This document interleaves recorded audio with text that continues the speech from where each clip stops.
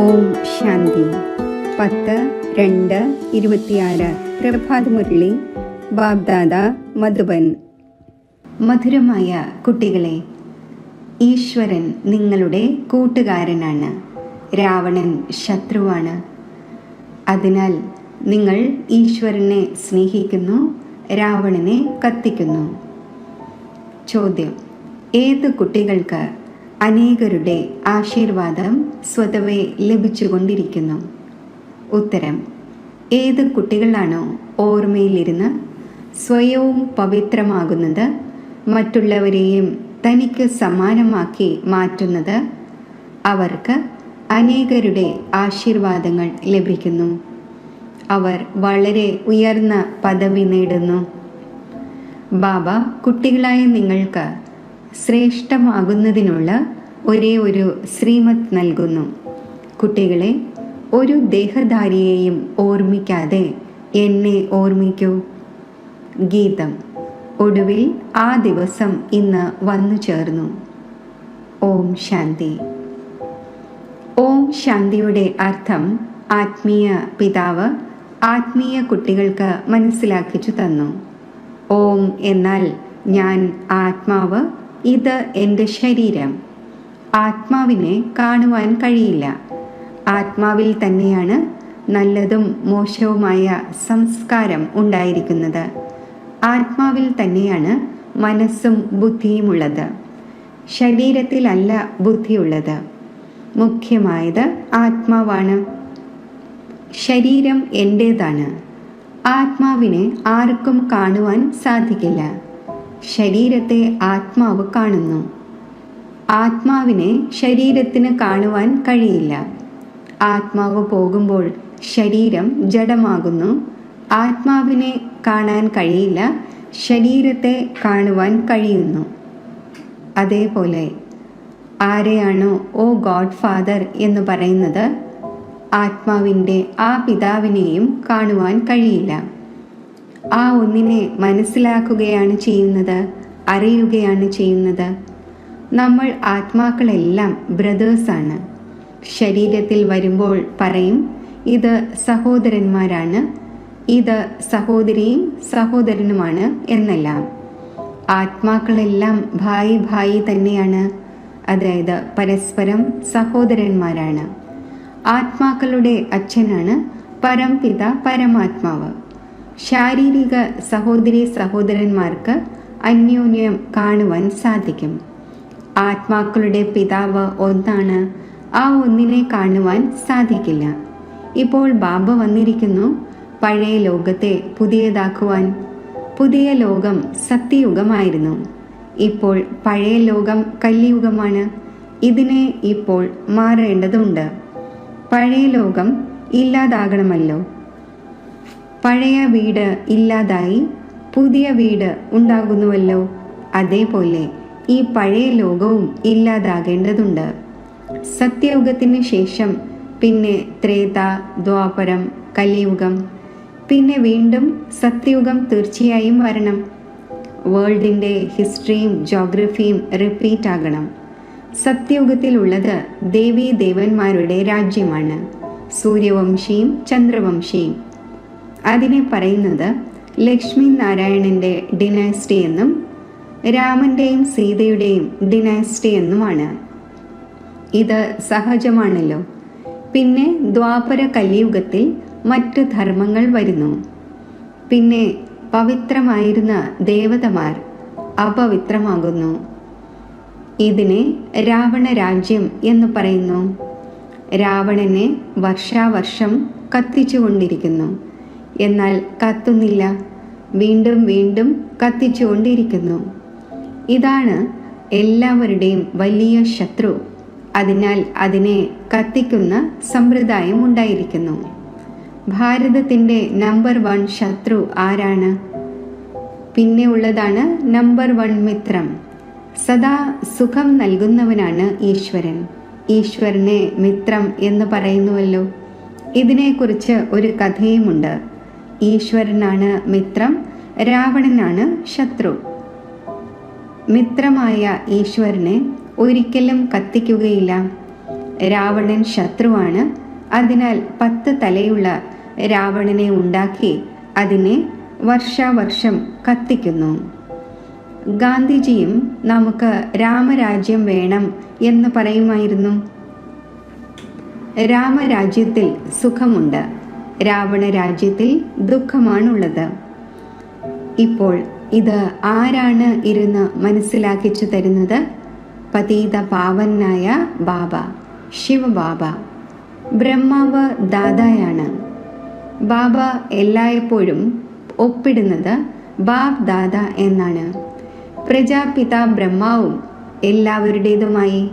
ബ്രഹ്മാവിനെ ആഡം എന്നും പറയുന്നു. ബ്രഹ്മാവിനെ ഗ്രേറ്റ് ഗ്രേറ്റ് ഗ്രാൻഡ് ഫാദർ എന്ന് പറയുന്നു. മനുഷ്യ സൃഷ്ടിയുടെ പ്രജാപിതാവായി. പ്രജാപിത ബ്രഹ്മാവിലൂടെ ബ്രാഹ്മണർ രചിക്കപ്പെടുന്നു. പിന്നെ ബ്രാഹ്മണർ തന്നെ ദേവതയാകുന്നു. ദേവതമാർ പിന്നെ ക്ഷത്രിയൻ, വൈശ്യൻ, ശൂദ്രനായി മാറുന്നു. ഇദ്ദേഹത്തെ പറയുന്നത് തന്നെ പ്രജാപിത ബ്രഹ്മ എന്നാണ്. മനുഷ്യ സൃഷ്ടിയുടെ മുതിർന്ന ആൾ. പ്രജാപിത ബ്രഹ്മാവിന് എത്ര അനേകം കുട്ടികളുണ്ട്. ബാബ ബാബ എന്ന് പറഞ്ഞുകൊണ്ടിരിക്കുന്നു. ഇതാണ് സാകാര ബാബ. ശിവബാബ നിരാകാര ബാബയാണ്. പ്രജാപിത ബ്രഹ്മാവിലൂടെ പുതിയ മനുഷ്യ സൃഷ്ടി രചിക്കുന്നു എന്ന് പാടുന്നുമുണ്ട്. ഇപ്പോൾ ഇത് നിങ്ങളുടെ പഴയ തോലാണ്. ഇത് പതീത ലോകം തന്നെയാണ്, രാവണ രാജ്യമാണ്. ഇപ്പോൾ രാവണന്റെ ആസുരീയ ലോകം ഇല്ലാതാകും. അതിനുവേണ്ടി തന്നെയാണ് ഈ മഹാഭാരത യുദ്ധമുള്ളത്. പിന്നെ സത്യയുഗത്തിൽ ഈ രാവണനാകുന്ന ശത്രുവിനെ ആരും കത്തിക്കുകയില്ല. രാവണൻ ഉണ്ടായിരിക്കുകയില്ല. രാവണൻ തന്നെയാണ് ദുഃഖത്തിൻ്റെ ലോകം ഉണ്ടാക്കിയത്. ആരുടെ അടുക്കൽ ധാരാളം ധനമുണ്ടോ, വലിയ വലിയ കൊട്ടാരമുണ്ടോ, അവർ സ്വർഗത്തിലാണ് എന്നല്ല. ബാബ മനസ്സിലാക്കിച്ചു തരുന്നു, ആരുടെയെങ്കിലും അടുക്കൽ കോടി ഉണ്ടായിരിക്കൊള്ളട്ടെ, എന്നാൽ ഇവയെല്ലാം മണ്ണോട് ചേരാൻ പോകുന്നവയാണ്. പുതിയ ലോകത്തിൽ പിന്നെ പുതിയ ഖനികൾ വരും. അതിലൂടെ പുതിയ ലോകത്തിൻ്റെ കെട്ടിടങ്ങളും മറ്റുമെല്ലാം ഉണ്ടാക്കപ്പെടുന്നു. ഈ പഴയ ലോകം ഇപ്പോൾ സമാപ്തമാകേണ്ടതുണ്ട്. മനുഷ്യർ ഭക്തി ചെയ്യുന്നത് തന്നെ സദ്ഗതിക്ക് വേണ്ടിയാണ്.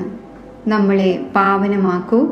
നമ്മൾ വിഷ്യസ് ആയിരിക്കുന്നു, അതായത് വികാരിയായിരിക്കുകയാണ്. വിഷ്യസ് എന്ന് പതീതരെയാണ് പറയുന്നത്. സത്യയുഗം വൈസ്ലെസ് ആണ്, സമ്പൂർണ്ണ നിർവികാരിയാണ്. അവിടെ കുട്ടികൾ യോഗബലത്തിലൂടെയാണ് ജനിക്കുന്നത്. വികാരം അവിടെ ഉണ്ടായിരിക്കുന്നതേയില്ല. ദേഹാഭിമാനവുമില്ല, കാമക്രോധങ്ങളുമില്ല. 5 വികാരങ്ങൾ ഉണ്ടായിരിക്കുന്നതേയില്ല. അതിനാൽ അവിടെ ഒരിക്കലും രാവണനെ കത്തിക്കുന്നതേയില്ല. ഇതാണ് രാവണ രാജ്യം. ഇപ്പോൾ ബാബ പറയുന്നു, നിങ്ങൾ പവിത്രമാകൂ. ഈ പതീത ലോകം സമാപ്തമാകേണ്ടതുണ്ട്. ആരാണോ ശ്രീമത്ത് അനുസരിച്ച് പവിത്രമായിരിക്കുന്നത് അവർ തന്നെയാണ് ബാബയുടെ മതത്തിലൂടെ നടന്ന് വിശ്വത്തിൻ്റെ ചക്രവർത്തി പദവിയുടെ സമ്പത്ത് നേടുന്നത്. ഈ ലക്ഷ്മി നാരായണന്റെ രാജ്യം ഉണ്ടായിരുന്നുവല്ലോ. ഇപ്പോഴാണെങ്കിൽ രാവണ രാജ്യമാണ്. അത് ഇല്ലാതാകേണ്ടതുണ്ട്. സത്യയുഗി രാമരാജ്യം സ്ഥാപിതമാകേണ്ടതുണ്ട്. സത്യയുഗത്തിൽ വളരെ കുറച്ച് മനുഷ്യരാണ് ഉണ്ടായിരിക്കുന്നത്. ക്യാപിറ്റൽ ഡൽഹി തന്നെയായിരിക്കും. അവിടെ ലക്ഷ്മി നാരായണന്റെ രാജ്യമുണ്ടായിരിക്കും. ഡൽഹിയിൽ സത്യയുഗത്തിൽ ദേവസ്ഥാനമുണ്ടായിരുന്നു. ഡൽഹി തന്നെയാണ് സിംഹാസനമായിരുന്നത്. രാവണ രാജ്യത്തിലും ഡൽഹി ക്യാപിറ്റലാണ്. രാമരാജ്യത്തിലും ഡൽഹി ക്യാപിറ്റലായിരിക്കും. എന്നാൽ രാമരാജ്യത്തിലാണെങ്കിൽ വജ്രവൈഡൂര്യങ്ങളുടെ കൊട്ടാരങ്ങൾ ഉണ്ടായിരുന്നു. അളവറ്റ സുഖമുണ്ടായിരുന്നു. ഇപ്പോൾ ബാബ പറയുന്നു, നിങ്ങൾ വിശ്വത്തിൻ്റെ രാജ്യം പാഴാക്കി.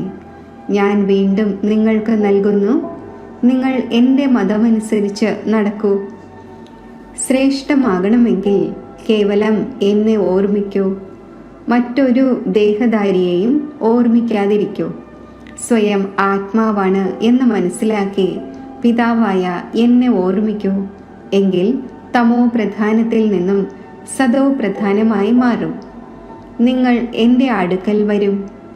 എൻ്റെ കഴുത്തിലെ മാലയായി പിന്നെ വിഷ്ണുവിൻ്റെ മാലയായി മാറും. മാലയിൽ മുകളിലുള്ളത് ഞാനാണ്. പിന്നെയുള്ള 2 മണികൾ ബ്രഹ്മാവും സരസ്വതിയും. അവർ തന്നെയാണ് സത്യയുഗത്തിലെ മഹാരാജാവും മഹാറാണിയുമാകുന്നത്. അവരുടെ മുഴുവൻ മാലയും പിന്നെ നമ്പർ വൈസായി സിംഹാസനത്തിൽ ഇരിക്കുന്നു. ഞാൻ ഈ ഭാരതത്തെ ഈ ബ്രഹ്മ സരസ്വതിയിലൂടെയും ബ്രാഹ്മണരിലൂടെയും സ്വർഗമാക്കി മാറ്റുന്നു. ആര് പ്രയത്നിക്കുന്നുവോ അവരുടെ തന്നെ സ്മാരകമാണ് ഉണ്ടാകുന്നത്. അതാണ് രുദ്രമാല. മറ്റേത് വിഷ്ണുവിൻ്റെ മാലയാണ്. രുദ്രമാലയാണ് ആത്മാക്കളുടേത്. വിഷ്ണുവിൻ്റെ മാലയാണ് മനുഷ്യരുടേത്. ആത്മാക്കൾ നിവസിക്കുന്ന സ്ഥാനം ആ നിരാകാരി പരംധാമമാണ്. അതിനെ ബ്രഹ്മാണ്ടം എന്നും പറയുന്നു. ആത്മാവ് അണ്ടത്തിന് സമാനമൊന്നുമല്ല. ആത്മാവ് ബിന്ദുവിന് സമാനമാണ്. നമ്മൾ എല്ലാ ആത്മാക്കളും അവിടെ സ്വീറ്റ് ഹോമിൽ വസിക്കുന്നവരാണ്.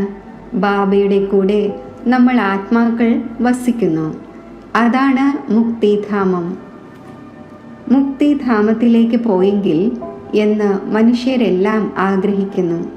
എന്നാൽ തിരികെ ഒരാൾക്ക് പോലും പോകുവാൻ സാധിക്കില്ല. എല്ലാവർക്കും പാർട്ടിൽ വരിക തന്നെ വേണം. അതുവരെയും ബാബ നിങ്ങളെ തയ്യാറാക്കിക്കൊണ്ടിരിക്കും. നിങ്ങൾ തയ്യാറാകും. പിന്നെ ഏതെല്ലാം ആത്മാക്കളുണ്ടോ അവരെല്ലാം വരും. പിന്നീട് സമാപ്തമാകുന്നു. നിങ്ങൾ പോയി പുതിയ ലോകത്തിൽ രാജ്യം ഭരിക്കും. പിന്നെ നമ്പർ വൈസായി ചക്രം കറങ്ങും. ഗീതത്തിൽ കേട്ടുവല്ലോ, ഒടുവിൽ ആ ദിവസം ഇന്ന് വന്നു ചേർന്നു. നിങ്ങൾക്കറിയാം, ഇപ്പോൾ നരകവാസികളായ ഭാരതവാസികൾ വീണ്ടും സ്വർഗവാസിയാകും. ബാക്കി എല്ലാ ആത്മാക്കളും ശാന്തിധാമത്തിലേക്ക് പോകും. മനസ്സിലാക്കിക്കാൻ വളരെ കുറച്ചേ ഉള്ളൂ. അൽഫ് ബാബ, ബേ ചക്രവർത്തി പദം.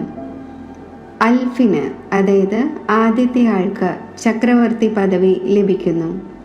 ഇപ്പോൾ ബാബ പറയുന്നു, ഞാൻ അതേ രാജ്യം വീണ്ടും സ്ഥാപിക്കുന്നു. നിങ്ങൾ 84 ജന്മങ്ങളെടുത്ത് ഇപ്പോൾ പതീതമായിരിക്കുന്നു. പതീതമാക്കിയത് രാവണനാണ്. പിന്നെ പാവനമാക്കുന്നത് ആരാണ്? ഭഗവാൻ. ആ ഒന്നിനെ പതീത പാവനൻ എന്ന് പറയുന്നു. നിങ്ങൾ എങ്ങനെയാണ് പതീതത്തിൽ നിന്നും പാവനവും പാവനത്തിൽ നിന്നും പതീതവുമാകുന്നത്? ആ മുഴുവൻ ഹിസ്റ്ററിയും ജോഗ്രഫിയും റിപ്പീറ്റ് ആകും. ഈ വിനാശം തന്നെ ഇതിനു വേണ്ടിയാണ്. ബ്രഹ്മാവിൻ്റെ ആയുസ് 100 വർഷങ്ങളാണ് എന്ന് ശാസ്ത്രങ്ങളിൽ പറയുന്നു. ആരിലാണോ ബാബയിരുന്ന് സമ്പത്ത് നേടിത്തരുന്നത് ആ ബ്രഹ്മാവും ശരീരം ഉപേക്ഷിക്കും. ആത്മാക്കളുടെ പിതാവ് ആത്മാക്കൾക്കിരുന്ന് മനസ്സിലാക്കിച്ചു തരുന്നു. മനുഷ്യനെ പാവനമാക്കുവാൻ സാധിക്കില്ല. ദേവതമാർ ഒരിക്കലും വികാരത്തിലൂടെ അല്ല ജനിക്കുന്നത്. പുനർജന്മം എല്ലാവരും എടുക്കുന്നുണ്ടല്ലോ. ബാബ എത്ര നല്ല രീതിയിലൂടെ മനസ്സിലാക്കിച്ചു തരുന്നു. ഭാഗ്യം ഉണരുന്നതിന് വേണ്ടി ബാബ വരുന്നത് തന്നെ മനുഷ്യരുടെ ഭാഗ്യം ഉണർത്തുവാനാണ്. എല്ലാവരും പതീതരും ദുഃഖിതരുമാണല്ലോ. നിലവിളിച്ച് വിനാശമുണ്ടാകും. അതിനാൽ ബാബ പറയുന്നു, നിലവിളിക്കുന്നതിന് മുമ്പേ പരിധിയില്ലാത്ത പിതാവായ എന്നിൽ നിന്നും സമ്പത്തെടുക്കൂ. ലോകത്തിൽ എന്തെല്ലാം കാണുന്നുവോ ഇതെല്ലാം സമാപ്തമാകേണ്ടതുണ്ട്. Fall of Bharat, rise of Bharat. ഭാരതത്തിൻ്റെ പതനം, ഭാരതത്തിൻ്റെ ഉത്ഥാനം, ഇതിൻ്റെ തന്നെയാണ് കളി. Rise of world. സ്വർഗത്തിൽ ആരെല്ലാമാണ് രാജ്യം ഭരിക്കുന്നത് അത് ബാബ തന്നെയാണ് ഇരുന്ന് മനസ്സിലാക്കിച്ചു തരുന്നത്. റൈസ് ഓഫ് ഭാരത്, ദേവതമാരുടെ രാജ്യമാണ്. ഫോൾ ഓഫ് ഭാരത് രാവണന്റെ രാജ്യമാണ്. ഇപ്പോൾ പുതിയ ലോകം ഉണ്ടായിക്കൊണ്ടിരിക്കുന്നു.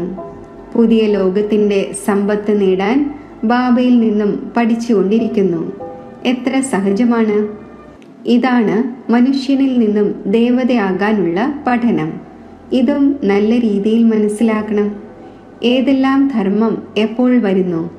ദ്വാപരത്തിനു ശേഷം തന്നെയാണ് മറ്റു ധർമ്മങ്ങൾ വരുന്നത്. ആദ്യം സുഖം അനുഭവിക്കുന്നു, പിന്നീട് ദുഃഖം.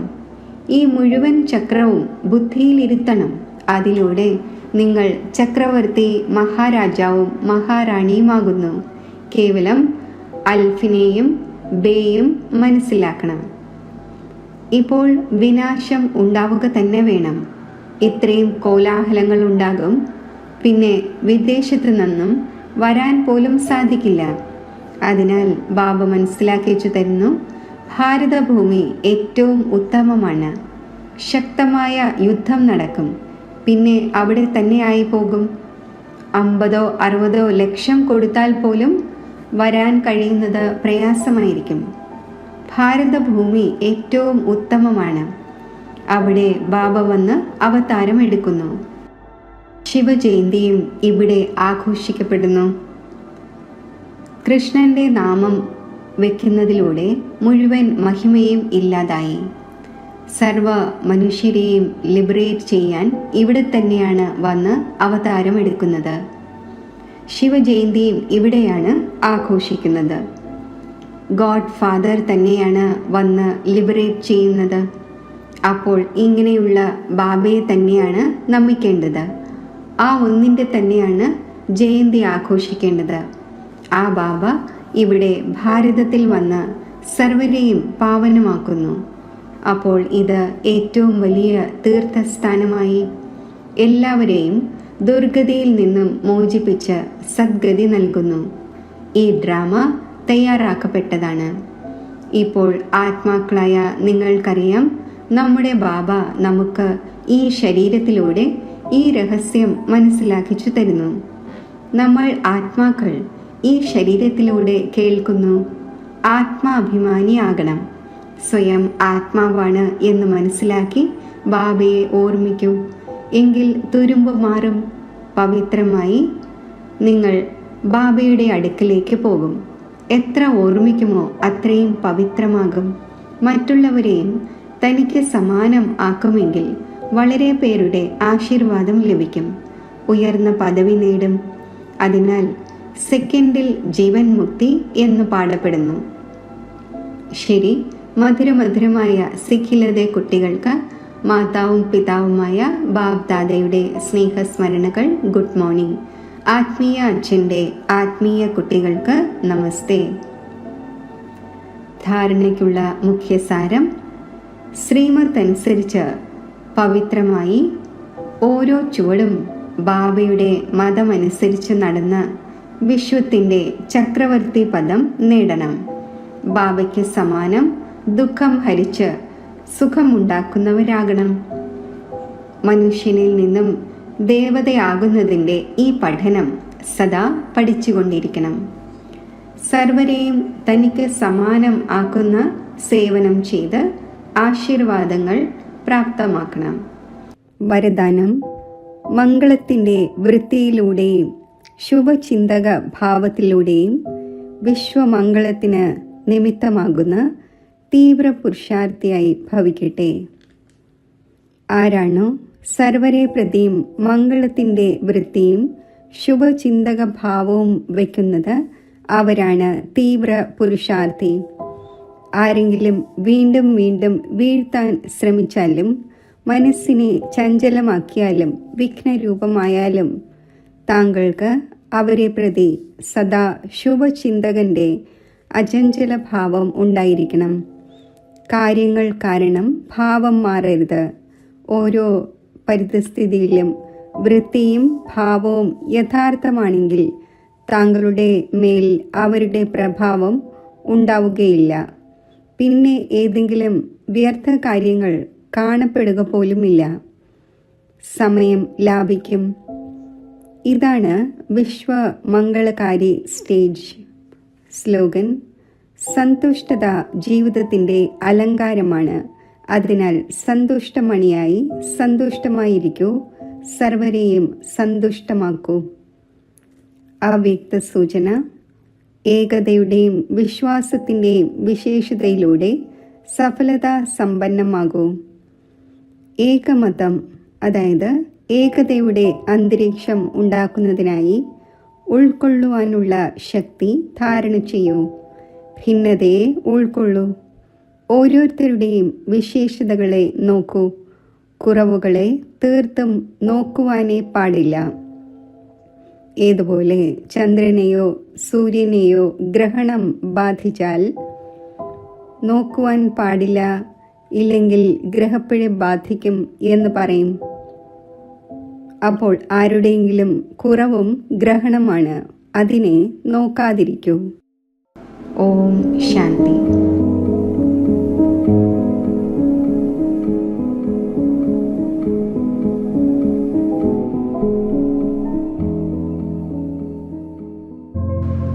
ശാന്ത സുന്ദരമായ എൻ്റെ ആത്മസ്വരൂപം ബുദ്ധിയാകുന്ന നേത്രത്തിലൂടെ ഞാൻ കാണുന്നു.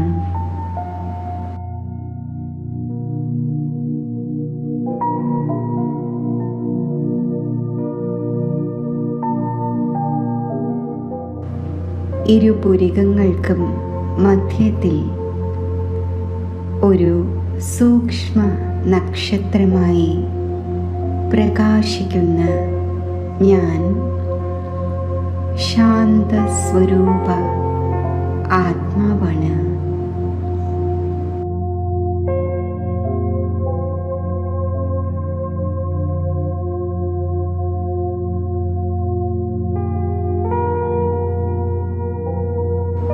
ശാന്തി എൻ്റെ സ്വധർമ്മമാണ്.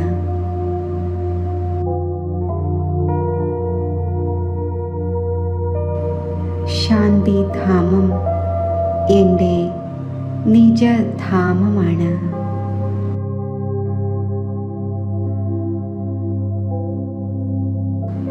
ശാന്തി സാഗരൻ എൻ്റെ പരമപിതാവാണ്.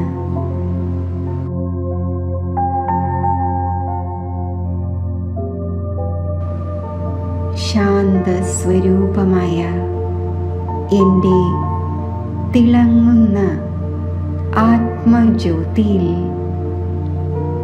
മനസ്സിനെ സ്ഥിതി ചെയ്യിക്കുമ്പോൾ ശാന്തി എൻ്റെ നൈസർഗിക ഗുണമായി ഞാൻ അനുഭവിക്കുന്നു.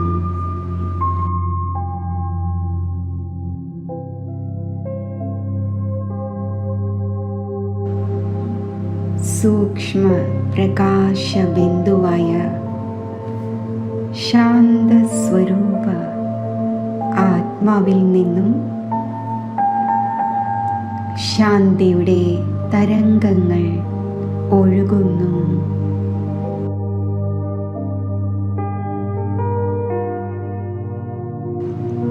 എനിക്ക് ചുറ്റും പ്രശാന്ത സുന്ദരമായ അന്തരീക്ഷം സൃഷ്ടിക്കപ്പെടുന്നു.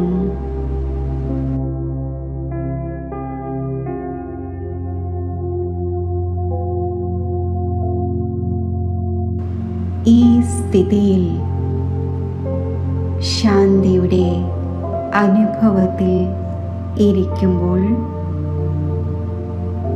എൻ്റെ മനസ്സ് അനന്ത വിശാലമായ എൻ്റെ നിജധാമത്തിലേക്ക്,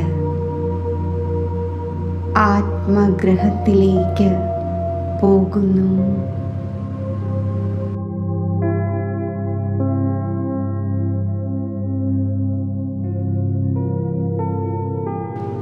ശാന്തിധാമമാകുന്ന ആത്മഗ്രഹത്തിലേക്ക് ഞാൻ സങ്കല്പശക്തിയിലൂടെ എത്തിച്ചേരുന്നു.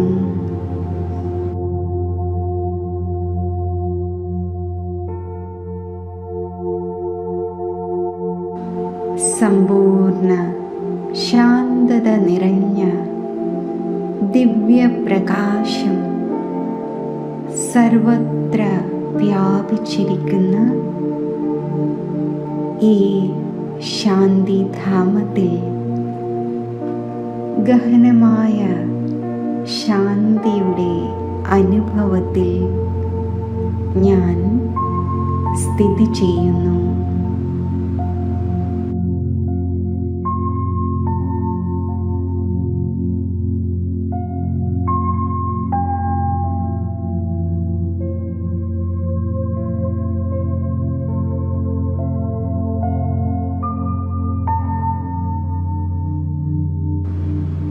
പരിധികളില്ലാത്ത ഈ ശാന്തി ദേശത്തിൽ ശാന്തിയുടെ അനന്ത സ്രോതസ്സായ ശിവപരമാത്മാവിലേക്ക് എൻ്റെ മനസ്സും ബുദ്ധിയും ആകർഷിക്കപ്പെടുന്നു.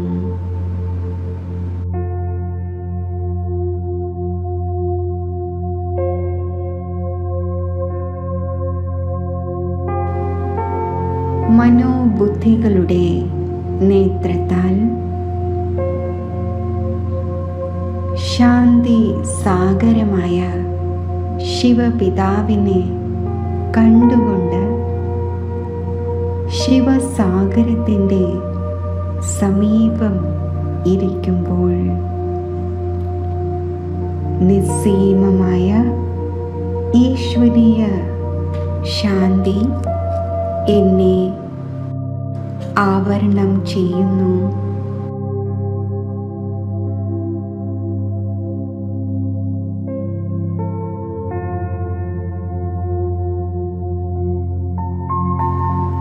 ശാന്തി സാഗരത്തിൽ നിന്നും വരുന്ന ശാന്തിയുടെ പ്രകാശവീചികൾ എന്നിൽ പതിക്കുമ്പോൾ ഈശ്വരീയ ശാന്തിയുടെ ആഴങ്ങൾ ഞാൻ അറിയുന്നു.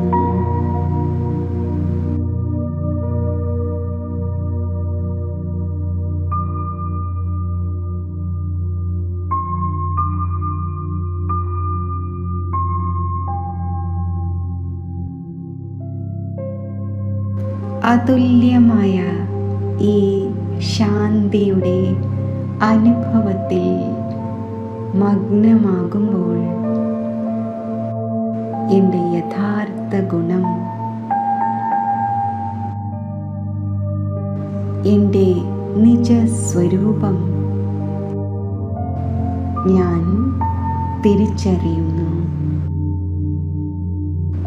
മാനസിക സന്തുലനത്തിൻ്റെ പരിപൂർണ അവസ്ഥ ഉൾക്കൊള്ളുന്ന ഈ ഗഹന ശാന്തിയുടെ അനുഭൂതിയിൽ ഞാൻ ലയിച്ചിരിക്കുന്നു.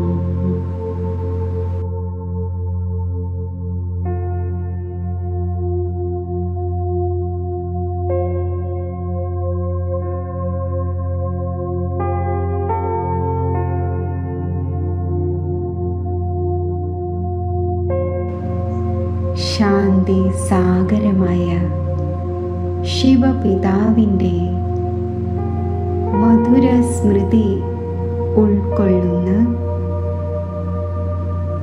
ഈ സ്വരൂപത്തിൽ സ്ഥിതി ചെയ്തുകൊണ്ട് മുഴുവൻ വിശ്വത്തിലേക്കും ഈശ്വരീയ ശാന്തിയുടെ ഉജ്ജ്വല കിരണങ്ങൾ ഞാൻ വ്യാപിപ്പിക്കുന്നു.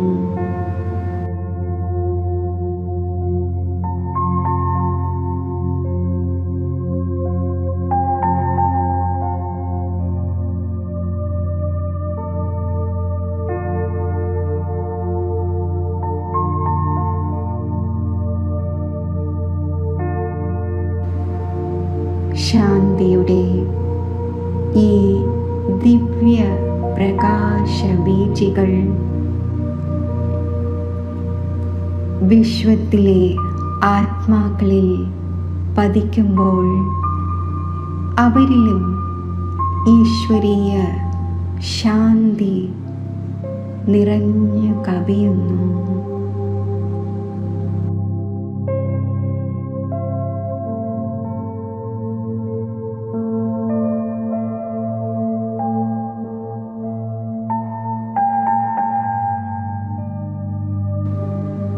ഈശ്വരീയ ശാന്തിയുടെ പ്രവാഹം പ്രകൃതിയിലെ പഞ്ചതത്വങ്ങളിലും ഈശ്വരീയ ശാന്തി നിറയ്ക്കുന്നു.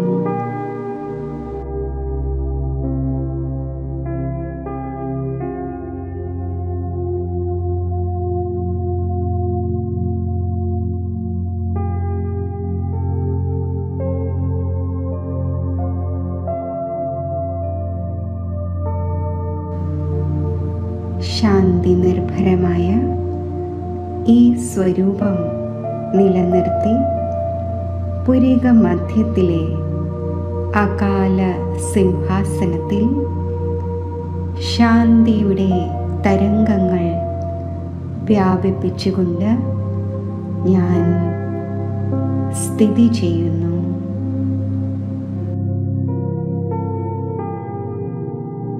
ഈശ്വരീയ ശാന്തിയുടെ തരംഗങ്ങൾ സർവ ജീവജാലങ്ങൾക്കും